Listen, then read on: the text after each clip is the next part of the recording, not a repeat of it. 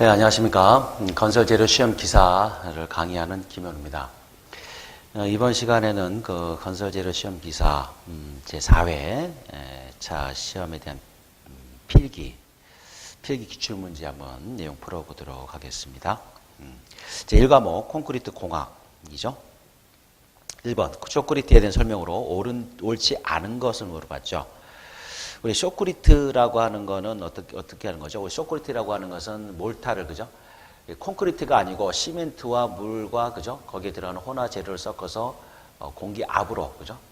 타설하고자 하는 면에 갖다가 뿜어서, 그죠? 공기압으로 뿜어서 갖다 붙이는 이런 그 공법을 말하는 거죠. 그래서 대표적으로 이제 우리가 잘 알고 있는 게 어디죠? 터널 벽면에 또는 사면, 우리가 이제 그 도로 사면에 절개면 사면에 대한 그 안정화를 시키기 위한 이런 공법으로 이제 주로 사용이 되기도 하죠. 그래서 첫 번째 이제 뭐 거푸집이 불필요하죠. 맞는 얘기죠. 두 번째 공법에는 건식과 습식, 그죠? 건식이라는 거는 뭐죠? 건식이라는 건 처음부터 재료들이 이제 건식 상태로 해서 들어가서 마지막 노즐에서 뿜어나갈 때 그때 물을 이렇게 이제 섞어서 해주는 방법이고, 습식은 처음부터 재료를 다 비벼서 나가는 방법이죠. 세 번째, 평활한 마무리면을 얻을 수 있다. 이 평활한 마무리면을 얻는 게 쉽지가 않죠. 이거는 해당이 안 되겠죠. 4번에 작업 시에 분진이 많이 발생된다. 이거 건식 같은 경우 분진이 많이 발생될 그런 내용을 말하는 거죠. 그래서 3번이 옳지 않은 답으로 보시면 되겠죠. 3번. 2번 매스 콘크리트에 대한 설명으로 틀린 건 물어봤죠. 매스 콘크리트 말 그대로 덩어리 콘크리트죠. 그러니까 부재가 두꺼운 이런 콘크리트를 우리가 타설할 때 매스 콘크리트 한다 그러죠. 보니까 1번 매스 콘크리트로 다루어야 하는 구조물의 부재 치수는 일반적으로 표준으로서 넓이가 넓은 평판의 구조일 때 0.8m 이상으로 한다. 맞죠? 넓이가 그러니까 부재 두께가 0.8m 이상. 매스로 본다고 그랬죠. 두 번째, 매스 콘크리트로 다루어져야 하는 구조물의 부재 치수는 일반적인 표준으로서 하단이 구속되어 있는 경우는 0.8인가요? 0.8m 이상으로 했는데 이게 0.8인가 3인가 되네요. 잘 안 나와. 여기 좀 복사가 잘 안 됐네요. 그래서 일단 이 내용이 2번이 틀렸죠. 그래서 우리가 이제 부재가 구속이 되었다고 그러는 것은 어떻게 그 구조물이 전체적인 모든 면이 다 개방되어 있는 게 아니고 어느 한쪽에 다른 콘크리트로 구속이 묶여있는 그런 상태를 말하는 거죠.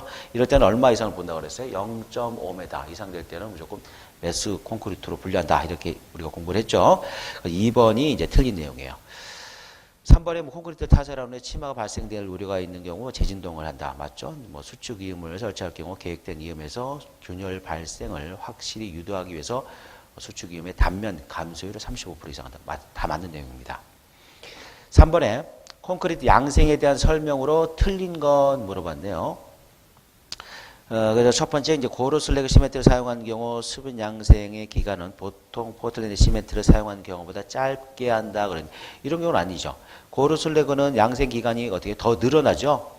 그래서 이제 이거 같은 경우는 1번이 틀린 거죠. 그래서 이제 요거 우리가 그 기준에 대한 거 요거 여러분들이 그 암기를 하고 있죠. 그죠? 그래서 이거에 대한 거를 간단히 한번 표로 또 한번 정리해 보죠. 그래서 우리가 표를 이렇게 여러분들 다 아는 내용이에요. 또 교재에도 이게 지금 언급이 돼 있죠. 이게. 근데 여러분들이 이제 또 요 내용이 나왔으니까 한번 정리를 해 보죠. 자, 1평균 기온 이렇게 하고 15도 이상 그리고 10도 이상 10도씨 이상 그 다음에 5도씨 이상 그리고 이제 조강 그 다음 보통 포틀랜드 시멘트 그 다음에 이제 고로 또는 플라이시죠. 이제 약자만 썼어요. 그래서 이걸 어떻게 외웠죠? 3, 4, 5, 그죠? 이렇게 5가 올라와서 5, 7, 9죠? 5, 7, 9. 그 다음에 7이 올라와서 7, 9, 12죠? 이렇게 돼 있죠. 그래서 고로나 플라이에시는 어떻게 해요? 보통보다는 훨씬 더 양생 기간이, 그죠? 길게 잡아주고 있는 거죠. 그만큼 양생하는 시간이 많이 걸리죠. 잘 안 굳는다는, 은결이 금방 일어나는 게 아니죠. 반대로 조각은 빨리 일어나죠. 보통보다. 그래서 이제 1번이 틀린 거죠. 2번, 3번, 4번에 대한 거는 이제 한번 이제 읽어보십시오. 이건 뭐 읽어보시면 다 아시는 내용이에요. 틀린 거는 1번. 자, 4번에 콘크리트 슬럼프 시험에 대한 설명으로 틀린 것 그랬죠?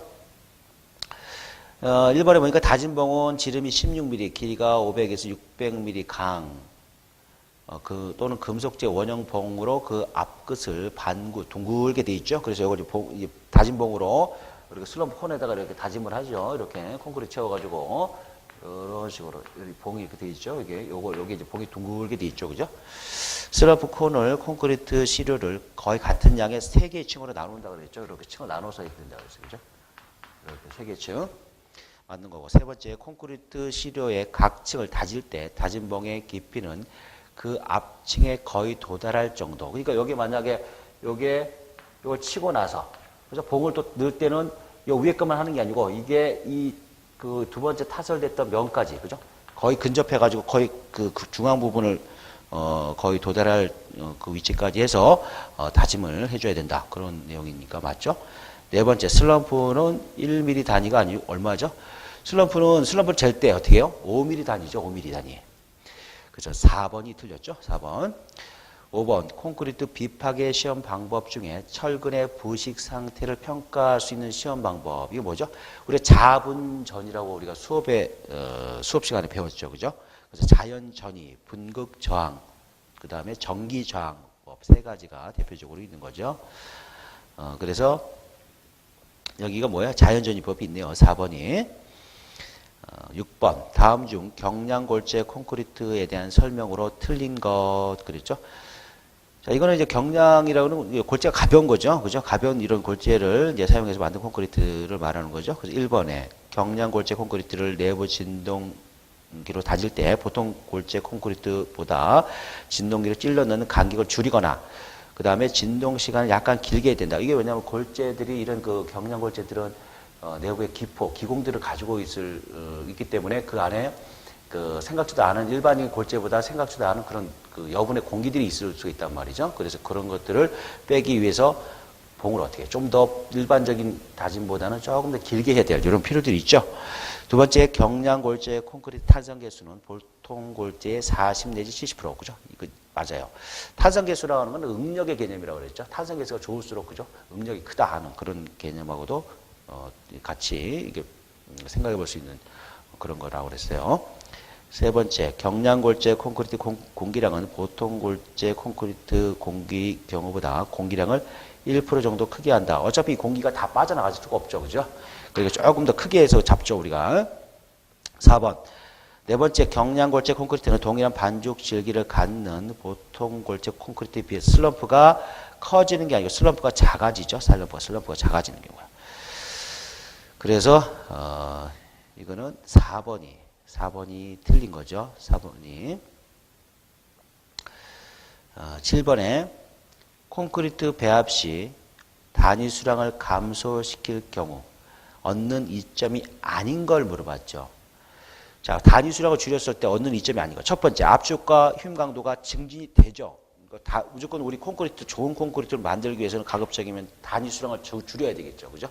무조건 또 줄이면은 또 시공성에 문제가 생기지만은 적정한 범위 내까지 가능한 한 줄여야 돼요. 그죠? 물을 적게 써야 된다는 거죠.